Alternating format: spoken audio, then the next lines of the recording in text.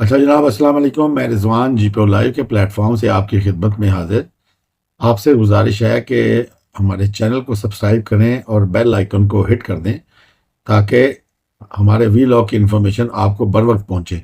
और आपसे गुजारिश है कि हमारे चैनल को अपने दोस्तों में, अजीज़ व अकारब में और व्हाट्सएप ग्रुपों में भी शेयर करें। आपका शुक्रिया जी। अब चलते हैं वीलॉग की जानिब। बात करते हैं नए चीफ जस्टिस जो अपॉइंट हुए हैं, याया अफरीदी साहब। उनका आज का दिन किस किस से मुलाकात हुई। वैसे कहा जाता है कि बहुत शोर सुनते थे पहलू में दिल का, जो चीरा तो कतरा खूना निकला। वो जो शोर मचा रहे थे वकला हजरात कि जी, अगर मंसूर अली शाह साहब को ना बनाया गया चीफ जस्टिस तो हम आग लगा देंगे। यानी कि आग लगा देंगे से मुराद है एहतजाज और ये वो, ऐसा हम तहरीक चलाएंगे कि बस अल्लाह की पनाह। मगर कुछ हुआ ही नहीं। चीफ जस्टिस साहब अपॉइंट हो गए हैं और जो हैं आपके मंसूर अली शाह साहब, उनको नहीं सिलेक्ट किया गया, ना ही मुनीब अख्तर साहब को सिलेक्ट किया गया। हालांकि ये तीसरे नंबर पे जूनियर थे, तो तीनों में से इनको सिलेक्ट कर लिया गया। तो कहने का मतलब ये है कि कोई हल्ला गुल्ला, कोई सूरत हाल, ऐसा तो पूरा दिन गुजर गया, कोई ऐसी चीज़ नज़र ही नहीं आई। हाँ, नारे नूरे ज़रूर मारे हैं जी, वो एक आधी मगर कॉन्फ्रेंस की है, प्रेस कॉन्फ्रेंस, ऐसा नहीं छड़ांगे। मगर मगर मेरा नहीं ख्याल इनमें इतनी सख्त, वकीलों में इतनी सख्त नहीं है। मैं तो शुरू से वैसे कहता हूँ कि वकीलों में इतनी सख्त नहीं है। वकीलों की जो पहले भी कामयाब हुई थी, वो जो वकला ने इफ्तिखार चौधरी को जो करवाया था, वो एक्चुअली वकला ने नहीं करवाया था, वो तो सियासी जमातें साथ मिली थी तो तब हुआ था। वकला में नहीं ये जान होती, मेरा ख्याल है कि वो किसी किस्म की ऐसी तहरीक चला सकें। हाँ, बातें करने की हद तक ठीक होता है, क्योंकि वकला होते ही बातें करने वाले हैं, बातें करने वाले लोग होते हैं, आर्गूमेंट्स करने वाले लोग होते हैं, बहस करने वाले लोग होते हैं। उनसे बातें जितनी मर्जी करवा लें। मगर मेरा नहीं ख्याल कि इनमें कोई ऐसी शक्कत है कि कोई तहरीक चल सके। और वैसे किस चीज़ की तहरीक? एक कानून बनाया पार्लियामेंट ने। कानून बनाना किसका इख्तियार है? पार्लियामेंट का। ये सुप्रीम कोर्ट किसने बनाई? पार्लियामेंट ने। उसमें तब्दीलियां कौन कर सकता है? पार्लियामेंट कर सकती है। कानून बनाया पार्लियामेंट ने, ठीक है, और 2/3 अक्सरियत से बनाया। ये नहीं कोई सिंपल मतलब बाकायदा आइनी तरमीम हुई है और 2/3 अक्सरियत से बनाया गया है। और उस आइन कानून के तहत तो अ, अपने चीफ जस्टिस साहब को सेलेक्ट कर दिया गया। 73 में भी जब आइन बना था तो उसके बाद उसका अमल उस पर किया कि नहीं किया। 73 का आइन बना, उसके बाद उसमें कई अमेंडमेंट्स हुई, जिसमें मतलब अभी ये 26वीं है, अब इससे पहले 26 अमेंडमेंट्स हो चुकी हैं। 18वीं भी हुई, मतलब बड़ी बड़ी जो अमेंडमेंट्स हैं उसमें 8वीं तरमीम, 18वीं तरमीम और ये 26वीं तरमीम, ये मतलब मशहूर तरीन अमेंडमेंट्स समझी जाती हैं। तो किस चीज़ का कोई गैरानी बात है इसमें? कोई ऐसी गैरानी बात तो है नहीं। एक आइन है, उसके मुताबिक चीफ जस्टिस को सिलेक्ट कर लिया गया। खैर जी, अब हम बात करते हैं कि चीफ जस्टिस साहब की दिन में दिन कैसा गुजरा। चीफ जस्टिस तो अभी बने तो नहीं है, खैर। और इनका दिन कैसा गुजरा, किस किस से मुलाकात की, इसके बारे में आपको इन्फॉर्म करते हैं। सबसे पहले तो आपको बताते हैं कि सच चीफ जस्टिस साहब जो हैं इस वक्त मौजूदा काजी फाइज साहब, वो वो आजकल चैम्बर वर्क पे हैं। जारी बात है, उनके जो फैसले रहते हैं रुके हुए हैं, उनको लिखना है उन्होंने। नए अपॉइंटेड चीफ जस्टिस साहब जो हैं, उनके साथ पहले उन्होंने भी मुलाकात की। अ, तो ये जो मुलाकात हुई, ये चीफ जस्टिस के चैम्बर में हुई। और बताया जाता है कि जस्टिस याहिया अफरीदी जो हैं वो खुद बहुत सारे जजेस से मिल लेंगे। चीफ जस्टिस काजी फाइजा साहब ने जस्टिस याहिया अफरीदी साहब को मुबारकबाद दी, तो उन्होंने उनको शुक्रिया अदा किया उसका। अच्छा जी, 25 तारीख को तो चीफ जस्टिस साहब जो हैं काजी फाइजा साहब, वो रिटायर हो रहे हैं। और 26 तारीख को ऐवान सदर में एक पुरवकार तकरीब होगी। जो नए चीफ जस्टिस हैं वो उनसे हलफ लिया जाएगा और सदर ममलिकत इनसे हलफ लेंगे। और इस तकरीब के हवाले से भी डिटेल्स जो हैं वो ایسا ہے کہ ان کے مہمانوں کی فہرست وغیرہ منگوا لی گئی ہے سپریم کورٹ سے، تاکہ اس کے انتظامات کیے جا سکیں۔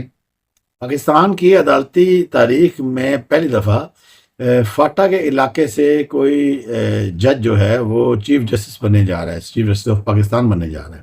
ویسے تو یہ یحییٰ افریدی صاحب یہ ایچیسن کالج کے پڑھے ہوئے ہیں، اور پھر کیمبرج سے انہوں نے LLM کی ڈگری بھی لی ہے۔ تو میرا خیال ہے ان کی زیادہ تر زندگی جو ہے پنجاب میں یا لاہور سائڈ پہ گزری ہوگی، مگر پیچھے ان کا تعلق یقیناً فاٹا سے ہو۔ جسٹس منصور علی شاہ صاحب وہ بھی ایچیسن کالج کے پڑھے ہوئے ہیں، ان کی آپس میں دوستی بھی بہت ہے، بلکہ ان کی منصور صاحب کی، ان کی یحییٰ افریدی کی اور اطہر من اللہ صاحب کی، یہ آپس میں بہت گہرے دوست بھی ہیں، اور ایک دور میں کوئی ایک چیمبر بھی چلاتے رہے ہیں جوائنٹ، یعنی کہ جس کا کوئی نام تھا شاید یحییٰ شاہ اینڈ من اللہ چیمبر، کو اس طرح کا نام تھا بہرحال، تو وہ چلاتے رہے، ان کی آپس میں کافی گہری دوستی ہے۔ جسٹس یحییٰ افریدی صاحب کا شمار ان ججوں میں ہوتا ہے جو کہ عدالت سے باہر ہونے والے واقعات سے بے پرواہ ہو کر صرف کیس کی حد تک محدود رہتے ہیں اور صرف کیس پر ہی فوکس کرتے ہیں۔ اس حوالے سے یہ ویسے بھی بڑے اسٹریٹ فارورڈ اپ رائٹ جج سمجھے جاتے ہیں، جس کو نیوٹرل جج کہا جاتا ہے، اور ان کے اوپر کوئی ایسا الزام نہیں ہے جو کہ انہوں نے کسی سے مرغوب ہو کے کسی کی محبت میں کوئی فیصلے دیے ہوں گے، نہیں، انہوں نے جو جتنے فیصلے کیے ہیں سارے کے سارے ٹو دی پوائنٹ اور آئین اور قانون کے مطابق کیے ہیں۔ اس کے علاوہ جسٹس یحییٰ افریدی کی ملاقات جسٹس منصور علی شاہ صاحب سے بھی ہوئی ہے، اور جسٹس منصور علی شاہ صاحب کا جو چیمبر ہے اس کی طرف سے بھی جسٹس یحییٰ افریدی کو مبارکباد دی گئی ہے۔ جسٹس حسن اظہر رضوی اور جسٹس شاہد وحید، ان دونوں کی جانب سے بھی جسٹس یحییٰ افریدی صاحب کو مبارکباد دی گئی ہے۔ اور جی ایوان صدر میں حلف برداری کی تقریب کی تیاریوں کا سلسلہ شروع ہے۔ اس سلسلے میں جتنے مہمان آئیں گے اس کے لیے سپریم کورٹ سے رجوع کیا گیا ہے تاکہ وہ کوئی فہرست پرووائڈ کر دیں۔ کہا یہ جا رہا ہے کہ 250 سے 300 مہمان جو ہیں وہ حلف برداری کی تقریب میں شرکت کریں گے۔ جسٹس یحییٰ افریدی کا جو سلیکشن ہے وہ 3 ججز، ایکچولی وہ کمیٹی تھی، پارلیمانی کمیٹی، جس میں 3 ججز کے نام پریزنٹ کیے گئے تھے، سینئر ترین، جس میں منصور علی شاہ صاحب تھے اور منیب اختر صاحب تھے اور یحییٰ افریدی صاحب سے۔ اس میں سے پھر اس کمیٹی نے 2/3 اکثریت سے جسٹس یحییٰ افریدی کو سلیکٹ کیا۔ جسٹس یحییٰ افریدی جب حلف لیں گے تو اس کے بعد سب سے پہلے انہوں نے یہ کرنا ہے کہ انہوں نے آئینی بینچز کی تشکیل کا معاملہ آگے بڑھانا ہے۔ اس میں کہا یہ جا رہا ہے کہ یحییٰ افریدی صاحب کی جانب سے ایک خط پارلیمنٹ میں جائے گا اسپیکر صاحب کے پاس، ان سے 4 افراد کے نام مانگے جائیں گے۔ اس کے بعد یہ سلسلہ پھر آگے بڑھے گا۔ پاکستان کی تاریخ میں پہلی مرتبہ پارلیمنٹ کا کردار کافی نمایاں رہا ہے ججز کی سلیکشن میں۔ PTI نے اس کمیٹی کا بائیک آؤٹ کیا تھا، جبکہ کچھ وکلاء کی یہ خیال تھا کہ ہمیں اس کا بائیک آؤٹ نہیں کرنا چاہیے، ہمیں اس میں شامل ہونا چاہیے۔ اچھا جناب، سننے میں یہ آ رہا ہے کہ PTI میں، جیسا کہ آپ کے علم میں ہے، PTI ٹوٹ پھوٹ کا شکار ہے، اور PTI سے ایک بہت بڑی شخصیت جو ہے، سیاسی شخصیت، وہ علیحدہ ہونے جا رہی ہے۔ اچھا، وہ شخصیت کون ہے اس کے بارے میں آپ کو بتاتے ہیں کہ وہ ہیں جناب شاہ محمود قریشی صاحب۔ اچھا، وہ شاہ محمود قریشی صاحب، اب آپ اگر شاہ محمود قریشی صاحب کو لیں تو شاہ محمود قریشی صاحب جیل میں پڑے ہوئے ہیں، گناہ بے لذت کا وہ مزہ لے رہے ہیں۔ ٹھیک ہے کہ ان کو پوچھتا بھی کوئی نہیں ہے، نہ ان کو جماعت میں کوئی پوچھتا ہے، حالانکہ وہ وائس چیئرمین ہیں، مگر کوئی بھی نہیں پوچھتا۔ تو جس طرح اور اپنے PTI کے رہنماؤں کے بارے میں کبھی میڈیا پہ، کبھی سوشل میڈیا پہ گفتگو کی جاتی ہے، تو ایسا لگتا ہے کہ جس طرح یہ وائس چیئرمین کوئی سوتیلے ٹائپ کے ہیں، ان کے بارے میں، ان کے حالات کے بارے میں بھی گفتگو نہیں کی جاتی۔ اور پھر دوسرا یہ ان کا جو بیٹا ہے زین قریشی، اس کے اوپر بہت وہ بہت الزامات لگا دیے گئے جی کہ یہ بکے ہوئے ہیں، یہ ہے وہ، ان کو شو کا نوٹس بھی جاری کیا ہوا ہے، حالانکہ انہوں نے ڈیفیکشن نہیں کی، یعنی کہ انہوں نے ووٹ نہیں ڈالا تھا۔ پی ٹی آئی تو آپ کو پتہ ہے وہ آج کل ان کی ٹرولنگ میں بھی لگی ہوئی ہے۔ خیر، ان کے بارے میں خبر یہ آئی ہے جناب کہ انہوں نے یہ سوچ رکھا ہے، ان کے ساتھ کوئی 35 سے 40 لوگوں کا گروپ ہے پی ٹی آئی کا، جو کہ ویسے عمران خان صاحب کے روزانہ کی کالوں سے تنگ آ چکا ہے، مطلب کھایا پیا کچھ نہیں، گلاس تھوڑا بھرا آنے، یعنی کہ ہوتا کچھ ہے نہیں ہے، بس ایویں خرچہ خرچہ کر کے وہ کبھی پشاور سے بندے لے کے آتے ہیں احتجاجوں پہ، کبھی کہیں سے لے کے آتے ہیں، زیادہ تر پشاور سے ہی آتے ہیں۔ تو ظاہری بات ہے صوبے کے وسائل بھی لگتے ہیں، سارا کچھ ہے۔ تو یہ ہے کہ چونکہ عمران خان صاحب کی ابھی پچھلے 7-8 کالوں میں سے کوئی کال بھی کامیاب نہیں ہو سکی، تو بہت ساری لوگ ہیں جو کہ خان صاحب وہ سوچتے ہیں کہ یار کوئی جماعت ہی چینج کر لیتے ہیں، خان صاحب تو ہر وقت لڑائی کے چکر میں رہتے ہیں۔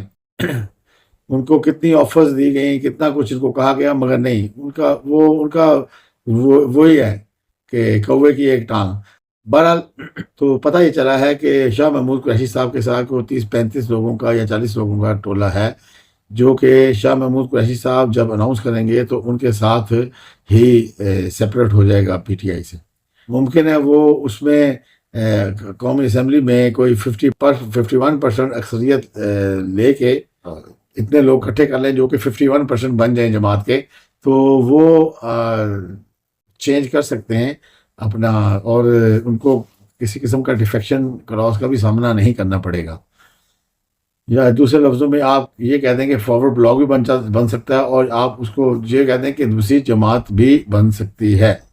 آج وفاقی کابینہ کے اجلاس میں ڈیجیٹل دہشت گردی کے خلاف قوانین کو امپلیمنٹ کرنے کے لیے کی منظوری دے دی گئی ہے، جس میں جو لوگ ڈیجیٹل دہشت گردی یا فیک نیوز میں انوالو ہوں گے ان کو 5 سے 15 سال کے درمیان سزا ہو سکے گی۔ اور اس حوالے سے جو گورنمنٹ نے ایک ایجنسی قائم کی تھی، national cyber crime investigation agency, اور اب اس ایجنسی کے رولز اینڈ ریگولیشنز، قواعد وغیرہ بنا دیے گئے ہیں، اور اس کو ورکنگ آرڈر میں کر دیا گیا، اور اس کو پوری طاقت دے دی گئی ہے۔ یہ ایجنسی نہ صرف پاکستان میں ایسا معاملات ہونے پر کارروائی کرے گی، بلکہ باہر کی ایجنسیوں کے ساتھ مل کر بھی کارروائی کرنے کی مجاز ہوگی۔ بس اب جو کی بورڈ واریئرز ہیں نا، ان کو اب تیاری پکڑ لینی چاہیے۔ اب جو فیک نیوز آئیں گی یا پروپیگنڈا ہوگا، ان کے خلاف ایکشن بھی ہوگا اور سزائیں بھی ہوں گی۔ اچھا جناب، جب آئینی ترمیم 26ویں آئینی ترمیم پیش ہوئی تھی اسمبلی میں، تو اس وقت جو عمر ایوب صاحب ہیں انہوں نے تقریر کی تھی، اور بڑا ادھر شور شرابہ کیا تھا کہ جی کہ ادھر ایجنسیوں کے لوگ سادے کپڑوں میں موجود ہیں، اور میں نے تصویریں کھینچ لی ہیں، میں یہ کروں گا۔ آپ کو پتہ ہے جس طرح پی ٹی آئی والے کس طرح سے پروپیگنڈا اٹھاتے ہیں، کیا معاملات کرتے ہیں۔ تو اس پہ ایک کمیٹی بنا دی گئی تھی اسپیکر صاحب کی جانب سے، اور ان کو کہا گیا تھا کہ بھئی اس پہ آپ انفارمیشن کلیکٹ کریں، اور اس کی اور بتایا جائے کہ یہ ایجنسیوں کے لوگ اگر تھے تو کیوں تھے، مطلب کہ انویسٹیگیشن کی جائے۔ تو اس کمیٹی نے آج دے دی ہے اپنی رپورٹ کہ ایجنسیوں کے اور اسٹیبلشمنٹ کے کسی قسم کا کوئی بندہ ادھر موجود نہیں تھا، یہ صرف لغو الزام ہے اور کچھ بھی نہیں۔ وہ جو کہہ رہے تھے نا کہ تصویریں میں نے کھینچ لی ہیں اور وہ میں بتاؤں گا، یہ وہ جب وہ تصویریں چیک کی گئیں تو وہ قومی اسمبلی کا اپنا سٹاف نکلا۔ اچھا جی، بشرا بی بی کے بارے میں بات کرتے ہیں۔ ان کی ایکچولی وہ 2 کیسوں میں گرفتار تھی، ایک عدت والے کیس میں گرفتار تھی اور ایک توشہ خانہ 2 والے کیس میں گرفتار تھی۔ عدت والے کیس میں ان کی ضمانت پہلے ہو چکی تھی، آج توشہ خانہ 2 والے کیس میں بھی ان کی ضمانت ہو گئی ہے۔ جسٹس میاں گل حسن اورنگزیب کی عدالت میں یہ ضمانت لگی ہوئی تھی، اور اسلام آباد ہائی کورٹ تو آپ کو پتہ ہے ایک پی ٹی آئی کے لیے ویسے ہی ایک دودھ کی نہریں اور شہد کی نہریں بہتی رہتی ہیں وہاں سے. نارملی ایسا ہوتا ہے کہ جب ضمانت ہوتی ہے تو اس میں پھر مچلکے داخل کرائے جاتے، مچلکے بنتے ہیں، وہ داخل کرائے جاتے ہیں، وکیل آلریڈی تیار بیٹھے ہوتے ہیں. پھر اس کے بعد روپکار جاری ہوتی ہے، اور روپکار پھر لے جا کے تو وہ نارملی سیم ڈے ہی ضمانت ہو، سیم ڈے ہی اس کو آزاد کروا لیا جاتا ہے. جو کوئی بیچارہ ماتڑ ہو ہمارے جیسا تو وہ شاید اس کا 2 دن بھی لگ جاتے ہیں، مگر نارملی اس طرح کے لوگوں کا تو سیم ڈے ہو جاتا ہے یہ کام. اب ان کی روپکار نہیں بن سکی، کیوں کہ مچلکے داخل نہیں ہو سکے. مچلکے اس لیے داخل نہیں ہو سکے کہ جو ٹرائل کورٹ کے جج تھے، وہ جب یہ مچلکے لے کر ان کے وکلاء ادھر گئے ہیں تو پتہ چلا جی وہ ٹرائل کورٹ کے جو جج تھے وہ انہوں نے کسی جنازے پہ جانا تھا تو وہ ادھر چلے گئے ہیں، اس لیے مچلکے داخل نہیں ہو سکے. اس حوالے سے کچھ خبریں ایسی بھی ہیں کہ کوئی ڈیل چل رہی ہے، ایک ڈیل چل رہی ہے یا 2 ڈیلیں چل رہی ہیں، کوئی ڈیل چل رہی ہے. کہا یہ جا رہا ہے کہ یہ جو روپکار نہیں بن سکی اور مچلکے داخل نہیں ہو سکے، اس کے پیچھے بھی کوئی گیم ہے کہ وہ کوئی بشرا بی بی سے کوئی معاملات ابھی طے ہونے تھے، اس لیے یہ روپکار نہیں بن سکی. تو ذرا جب کوریدا گیا تو پتہ چلا کہ وہ بڑے لوگوں کے ساتھ کوئی معاملات طے ہونے ہیں، اس لیے ان کی یہ روپکار ابھی نہیں بن سکی.